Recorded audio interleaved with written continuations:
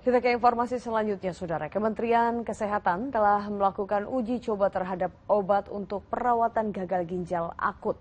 Obat yang diimpor dari Singapura tersebut punya dampak positif bagi pasien. Sementara itu, BPOM akan memproses pidana industri farmasi yang memproduksi obat penyebab gagal ginjal akut pada anak. Berhenti dulu di sini.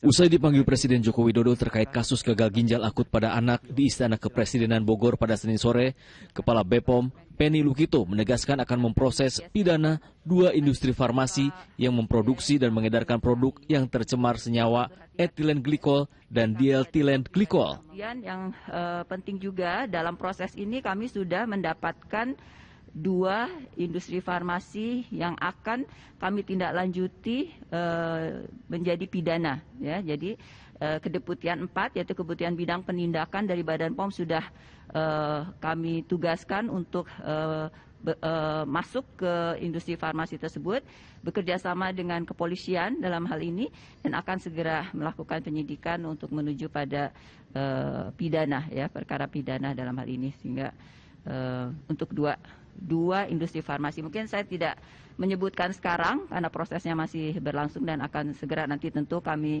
komunikasikan pada masyarakat. Sementara itu, Menteri Kesehatan Budi Gunadi Sadikin usai bertemu Presiden di Istana Kepresidenan Bogor pada Senin sore menjelaskan bahwa Presiden Jokowi memprioritaskan agar seluruh masyarakat terlindungi dari obat-obatan yang beredar.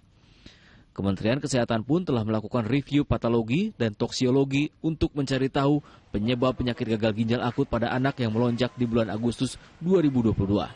Jadi berdasarkan rilis dari WHO, adanya zat kimia di pasien, bukti biopsi yang menunjukkan kerusakan ginjalnya karena zat kimia ini, dan keempat, adanya zat kimia ini di obat-obatan yang ada di rumah pasien, kita menyimpulkan bahwa benar penyebabnya adalah obat-obat kimia yang merupakan cemaran atau impurities dari pelarut ini. Nah, berdasarkan ini kita lakukan langkah konservatif, kita tutup dulu sekitar 1.100-an lebih obat-obatan yang ada pelarutnya.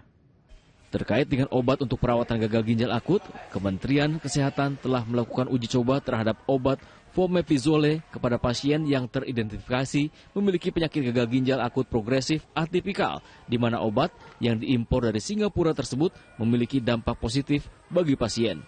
Sebelumnya, total kasus gagal ginjal akut pada anak di Indonesia per 24 Oktober 2022 mencapai 245 kasus yang tersebar di 26 provinsi dengan jumlah kematian mencapai 141 orang atau 57,6%.